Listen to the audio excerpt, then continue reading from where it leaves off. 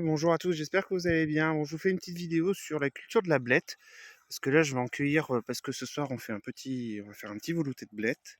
Alors, c'est blettes, poirées, blettes de carne aussi. Donc, c'est un semis et une culture assez facile.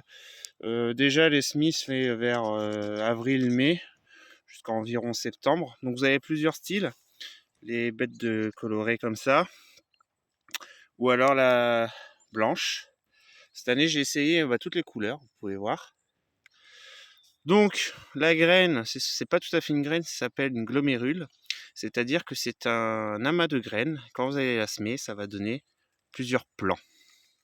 C'est une culture facile, hein. Il faut voilà, un peu d'humidité, un sol bien riche.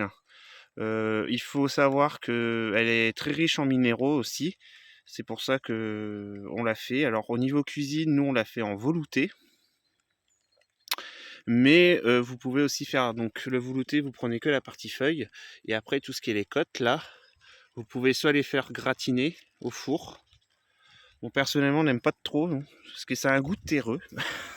Et j'avais essayé une fois de faire avec la recette avec du jus de citron, soi-disant, c'était pour casser le goût terreux. Et ben, je trouvais pas que ça avait fonctionné. Donc voilà. Donc je vous dis, c'est une culture assez simple. Il commence à pleuvoir, donc voilà. Donc la recette est assez simple du velouté, hein. C'est en gros, vous coupez les feuilles, vous faites revenir avec la pomme de terre, des oignons dans un peu d'huile.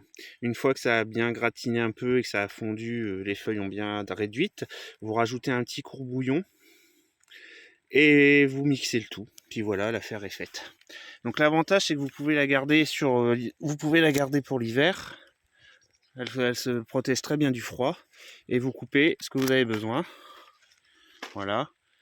Et vous laissez le reste. Et ça continuera à faire des feuilles. Bon, je vous avoue que là, tous les ans, j'en refais. Mais cette année, là, je suis assez content. Elles sont assez jolies. Bon, celle-là, je vais la laisser parce que vous voyez... Ah, quoi que non, je pensais... Regardez. Une coccinelle. Et une coccinelle, c'est super. Et bah, vous voyez, vous prenez ce que vous avez besoin, vous laissez les jeunes feuilles et elles vont repousser. Et puis bah après, vous prenez vraiment ce que vous avez besoin au fur et à mesure. Donc là, je vais en reprendre un petit peu pour la faire un bon velouté ce soir, avoir en quantité. Et puis bah, le reste, on cueillera et on fera peut-être autre chose avec. Donc je vous dire, c'est une culture assez facile. Bon, qui prend un peu de place par contre dans le jardin, hein, ça prend vraiment un petit peu de place. Mais bon, c'est facile à faire. Si les personnes débutent, c'est assez facile à faire. Donc voilà, c'était une petite... voilà, je vais arrêter parce qu'il commence à pleuvoir bien fort. C'était du coup petite vidéo pour vous parler un peu de la poirée. Allez, bonne soirée à tous.